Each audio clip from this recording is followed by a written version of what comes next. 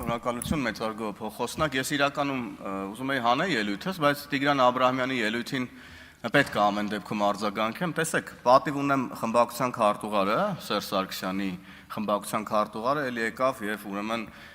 բանակից խոսեց, սպառազինություններից խոսեց, հիմա էլ ոնց որ թե տենց գոհ էր, ոնց հասկացանք սպառազինություններից, հիմա էլ եկել է թե բա մարտական ոգին,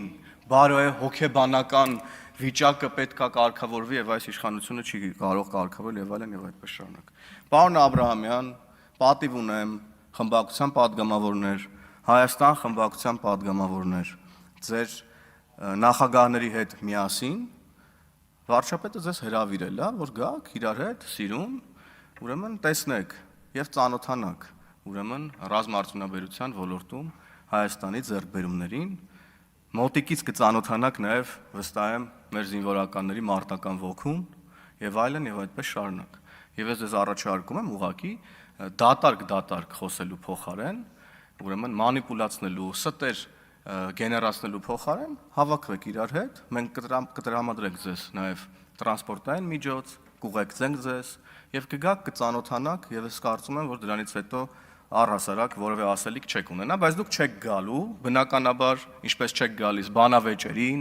այդպես էլ չեք գալու սպառազինությանը ծանոթանաք, որովհետև այդ ամեն ինչի արդյունքում բացահայտվելու է ձեր դավադիր դեմքը։ Այն դեմքը, որը ամփոփված է քիչ առաջ, ուրեմն հրապարակված կառավարության կողմից հրապարակված բանակցային փաստաթղթերի մեջ։ Ձեր դեմքն է, ուրեմն բացահայտվելու։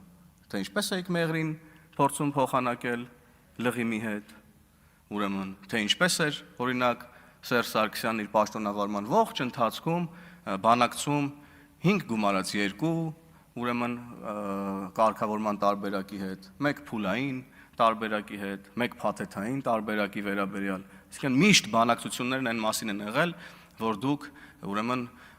պետք է Ադրբեջանին վերադարձնեք տարածքներ։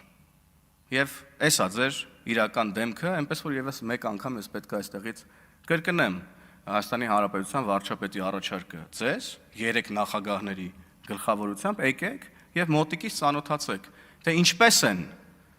ինչպես են